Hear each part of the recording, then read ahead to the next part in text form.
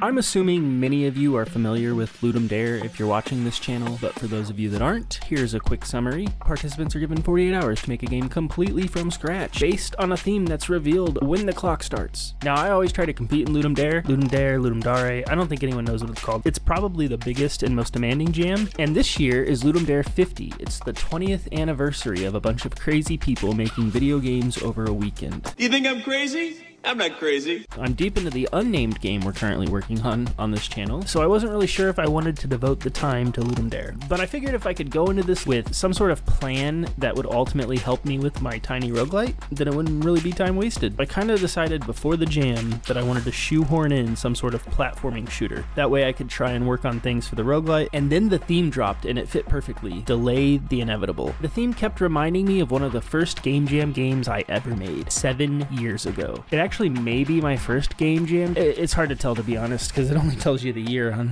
when you go too far back. Sounds like a cool idea, right? Remake your first game jam game for the 20-year anniversary of ludumdare. And in a way, I'm kind of competing against 7 year ago me, and that dude sucks. I'm gonna destroy him. It's gonna be like Mike Tyson fighting an infant. He knows nothing. I'm coming for you, old me. Is it old me or young me? I don't know how that works. Someone explain time travel in the comments. Thank you. Alright, first up, let's review the original game so you guys can see what I'm aiming for. This is Nelson's Nightmare. It's a pretty simple and straightforward platform shooter. Waves of zombies spawn and you have to survive as long as possible. The enemies drop coins when they die, and there's a shop that allows you to upgrade some of your character's stats. You can only fire your weapon in the direction you're facing, and there seems to be something weird with the controls. Like I can't fire, jump, and move at this. I don't know, something's weird, and it doesn't feel good to play. The enemy AI is laughably dumb and just moves to the player's position. If you stand under one of them, they just sort of freak out like that. They stack up on one another and you can wipe out multiple enemies with a single bullet. I remember trying to make the jumping zombies smart enough to collide with you, but I never figured out how to do AI back in the day, so I just wired up the enemies jump to the players jump. When you jump, they jump. Such smart, much wow, big brain.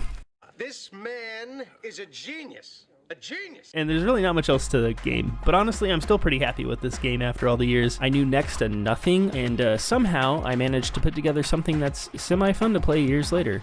It's not great, but it's somewhat fun to play. Sure. Yeah. Okay.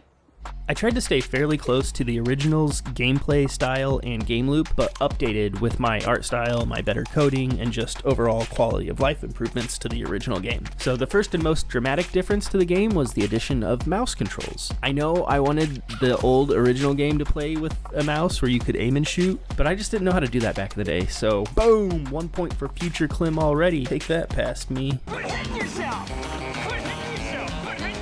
Something different I did was I scrapped the running zombies from the original. If I had more time, I would have added them eventually, but when you're dealing with like a platform shooter that's very vertical based and you can climb away from running enemies, they end up being a much smaller threat than the flying guys. So I started with those flying guys and I tried to make a few different variations of them that have different speeds and health to sort of trip up the player. I was terrible at pixel art when I made the original. I'm not great now, but I'm much better because I think the new art style is night and day difference and way better. Even the colors are better. Like in the original, I just used whatever default colors the image editor I was using had, and in the new one, I chose a really nice color scheme that makes the enemies and everything pop. I didn't really like the red beacon thing from the original, and they don't match the rest of the game's style. Like, why do they have black outlines, dude?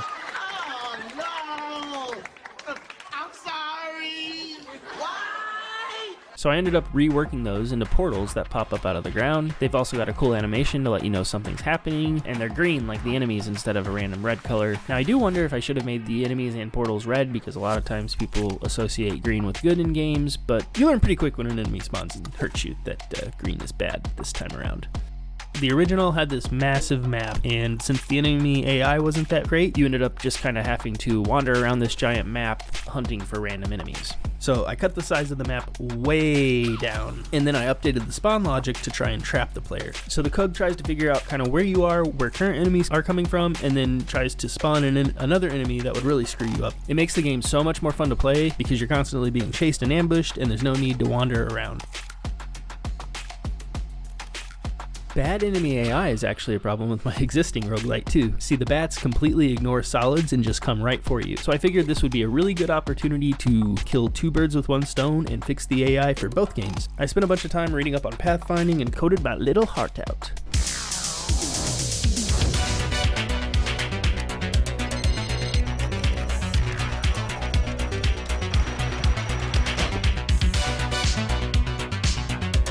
The end result is the enemies now plot a path to the player that navigate around solids and other enemies. Every few seconds, they will reevaluate the path to the player, and this will cause them sometimes to sort of change paths on the fly as you're moving, and that'll end up causing you to get trapped and cornered more often. I also added individual collisions to the enemies so that they collide with each other and they don't bunch up into one big sprite now. They're a lot harder to deal with. It's way more difficult, which, you know, great success for me. Sucks to be the player though.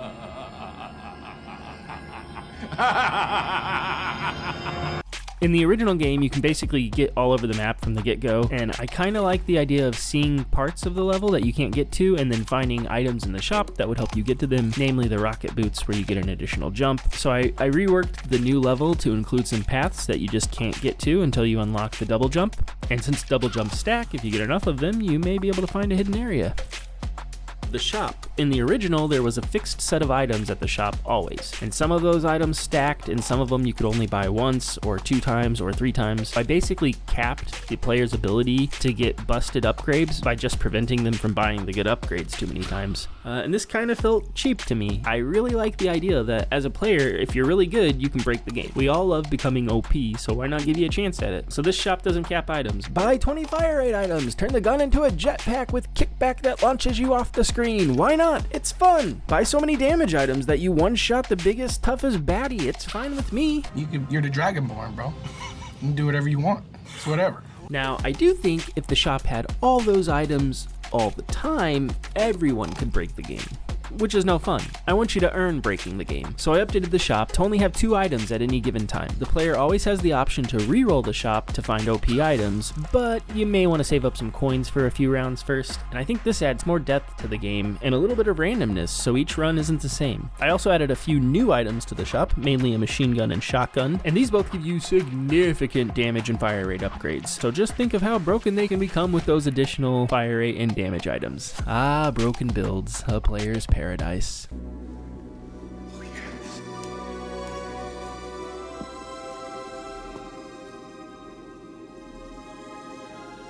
beautiful than I'd ever imagined. Oh, and the other thing that I didn't like about the original is if you were off exploring, you had to run all the way back to the shop, and that was a pain in the butt. I didn't like running to the shop during playtesting, so I added an ability to teleport to the shop between rounds, so you can just go there and get your thing and get on with life. Quality of life improvements. Balancing, the last step to any jam. Before you submit, you always want to make it unplayably hard. No, since the theme is delay the inevitable, you're gonna die, and since most people only play a game jam game for about 5 minutes, I made sure the game scales pretty quickly. If you're good, you can still break the game and get to an unkillable state, but it should be a little bit of a challenge. So yeah, that's the game, guys. Ludumdare 50 done. If you guys want to play or rate the game, there's a link in the description. Hopefully you learned something from me ripping apart my past self. Who do you think won? Is the remaster better? You know the answer. It's the original. It's charming. And hopefully you weren't too disappointed that this wasn't a roguelite devlog. Those are still coming. Anyway, that's all I got for this one. Thanks for watching, and until next time, peace.